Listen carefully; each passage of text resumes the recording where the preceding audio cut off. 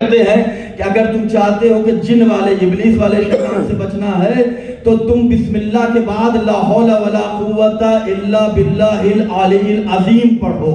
کبھی ہوتا ہے نا گناہوں کی طرف جانے کا دل کرتا ہے تو فوراً یہ پڑھ لو تو تم گناہوں سے محفوظ رہو گے. اور اگر انسانوں والے شیطان سے بچنا ہے تو محمد و آل محمد پر بلند ترین صلوات پڑھو، اللہ تمہاری حفاظت کرے گا.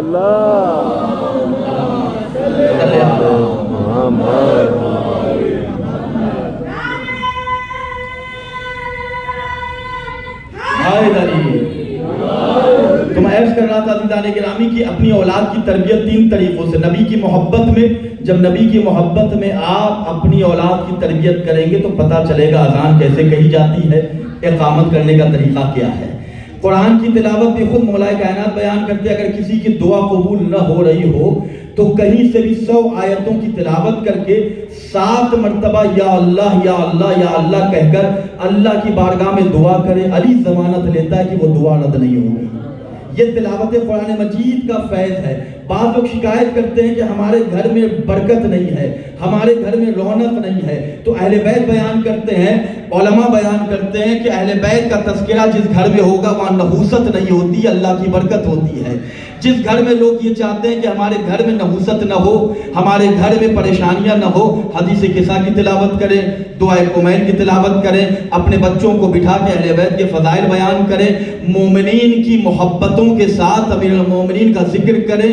اگر ایسا تذکرہ گھر میں ہوگا تو وہاں نحوست نہیں ہوگی، علی کی محبت کے صدقے میں اللہ کی برکتوں کا نزول ہوگا. یہ اہل بیت نے ہمیں سلیبس دیا ہے.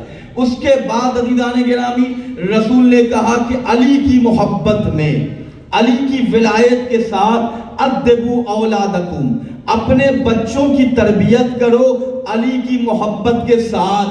اس لیے کہ یہی وہ محبت ہے کہ جو نسلوں کا معیار ہے، جو شرافت نسل کی پہچان ہے.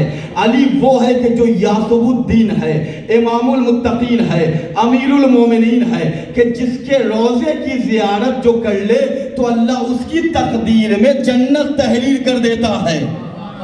سبحان اللہ. توجہ فرمائیں، سننے کے لیے آمادہ ہے؟ مل جل کے قدری صلوات پڑھ دے محمد. نجف کے کئی نام ہیں. کتاب تاریخ نجف اشرف، کتاب فرۃ الغری، مختلف کتابوں کے نام میں نے آپ کی خدمت میں دیے.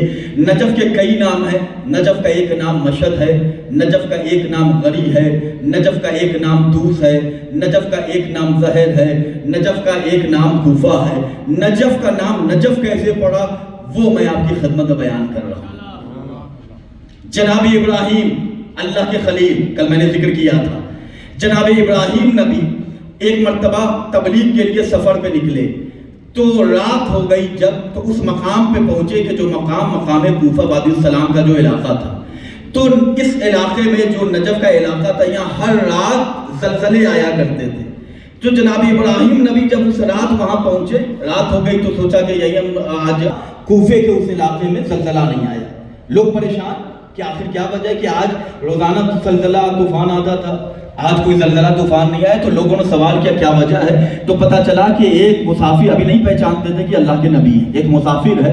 تمام قبیلے کے سردار اکٹھا ہوئے جناب ابراہیم کے پاس آئے اور آنے کے بعد کہا اے آنے والے مسافر آپ ہیں کون؟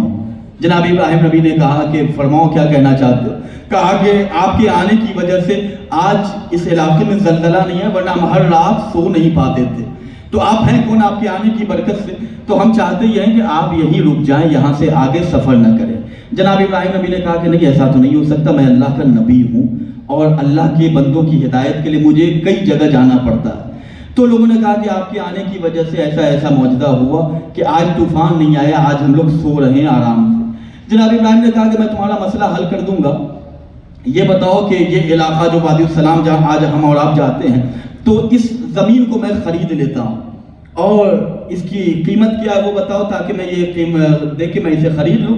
اس کے بعد تمہارا یہ مسئلہ حل ہو جائے گا. لوگوں نے دیکھا کہ جس کے آنے کی وجہ سے زلزلہ نہیں آیا اس سے کیا پیسہ لیا جائے، آپ کو میں ایسے ہی فری میں دے دیتا ہوں. جناب ابراہیم نے کہا کہ ہم اللہ والے ہیں، توجہ فرمائیے گا، مفت کی چیز ہم نہیں لیتے، ہمیں قیمت بتاؤ. جناب ابراہیم نے قیمت ادا کی. جناب ابراہیم نے پیسہ دیا، درہم دیا جو اس وقت کی کرنسی تھی. جناب ابراہیم کا نام زمین ہوئی. جناب ابراہیم نے کہا کہ یہ جو علاقہ ہے یہ علاقہ آج سے وادی السلام کا علاقہ ہے. توجہ فرمائیے گا, یہ علاقہ عام علاقہ نہیں, یہ وادی السلام, یہ وادی السلام نام رکھا ہوا حضرت ابراہیم نبی کا ہے. عزیزان گرامی, جناب ابراہیم نبی نے وہ علاقہ خریدا. جناب ابراہیم چلے گئے اور چلے جانے کے بعد پھر اس علاقے میں زلزلہ نہیں آیا. کیوں نہیں آیا؟ اس لیے کہ تراب سے زلزلہ ہوتا ہے. زمین خریدی جا رہی ہے کسی آنے والے ابو تراب کے لیے. نہیں, شاید ابھی آپ تاج محل کے دروازے میں ولایت علی کی